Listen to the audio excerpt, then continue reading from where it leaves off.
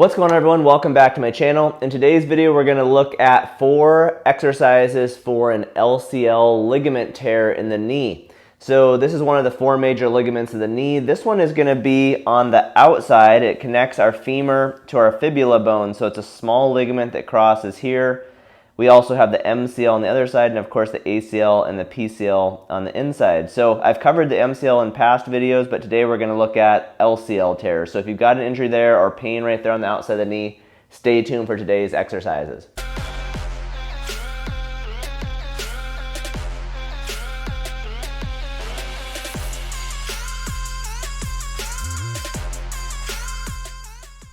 Before I get into today's video, I just want to mention that my new book is out. It covers the 50 most common injuries and pain issues. It has rehab programs that are broken into 3 phases with pictures of me doing the exercises.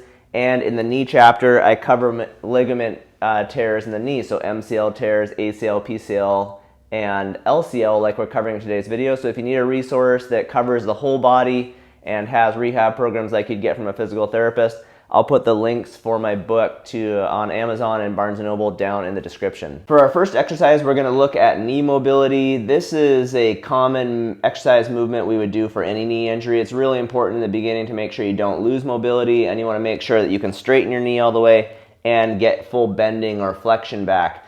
So this is the one you'll want to start with. It's really the first exercise to start with after you've had this injury. You're just going to move your joint as far as you can, not pushing past pain, but it's something you want to work 4 to 5 times a day to get that mobility back. So what you're going to do, it's called a heel slide.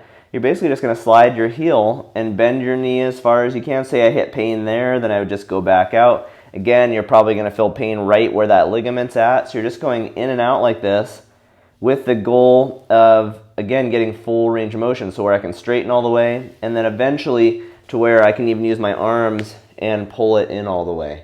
So you want to get back to basically what your other side can do, so you can kind of check your uninjured side, see what full range of motion looks like, and then work on that. So usually we'll have people do sets of 10 like this, where you're going in and out. So you might do 2 to 3 sets of 10 at one point in the day, and then do another 2 to 3 sets of 10 later in the day.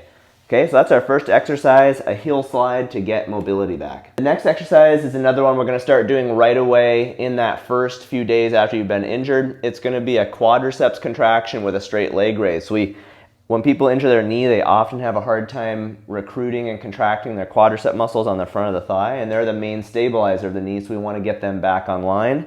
So what you're going to do for this exercise is basically squeeze your quadricep muscles. An isometric contraction, we're trying to squeeze these muscles right here, getting your nervous system reconnected to the muscle, and then you're going to do a leg lift. So you're basically going to lift it, set it back down, relax, do another quad set, squeeze your quads as hard as you can, lift up, and then go back down. You can go back on your forearms too if it's more comfortable.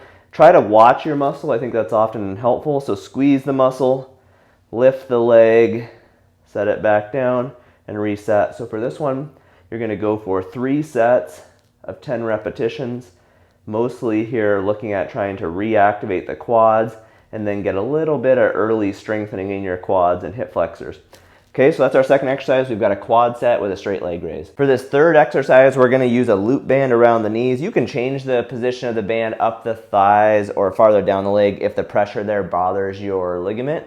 But basically, we're going to work on standing balance and control of that leg. The LCL is typically injured when the knee goes out into this valgus position, which stretches the leg. Maybe you got hit, or it was you slipped or something, and it kind of stretched the ligament on the outside of the leg. So we want to learn to be able to control the leg and keep it neutral so we don't re-stress that ligament. So with this exercise, it's called standing abduction. You're going to bend. I'm pretending like my right knee has the injury. I'm going to stand on that leg and basically move through abduction with my other leg. My focus isn't really on this leg that's moving, although it will kind of strengthen that side. My focus is on building control and stability on the injured side. So I have to really, doing this barefoot is really good. I have to control my foot, control my arch. I have to control my hip. And controlling the foot and the hip means I'll be able to control my knee. I don't want my knee doing this. I don't want it moving through valgus and varus a bunch, okay? So I'm looking at, can I control that? The band makes it more challenging because it's trying to pull my knee. The band's going on tension and then relaxing, and that's going to make it more challenging. If the band is way too hard when you're starting out, of course you could just stand on your leg and just start with working on balance like this. Okay, so again, don't start this till you want to start each exercise when you can do it with mild or less discomfort. If it hurts more than that, then your tissue's not ready, and you just try it again a week or two later. So that's our third exercise, a balance, neuromuscular control, and stability exercise. Our last exercise is called a lateral step down. This is going to work on building quad strength and glute strength, but also again working on that single leg balance and control, which we need to reduce our risk of re-injuring the LCL ligament. So for this one, you're going to stand at the side of a step. My right leg here is the injured side. That leg's going to be up. And then what I'm going to do is with my hands on my hips, I'm going to reach down with my heel on the other foot and slowly go down until I touch and then come back up. Again, the goal is to really control this leg. I don't want my knee to move in and out. I want to try and keep my kneecap kind of over my foot, work on balance, go down really nice and slow.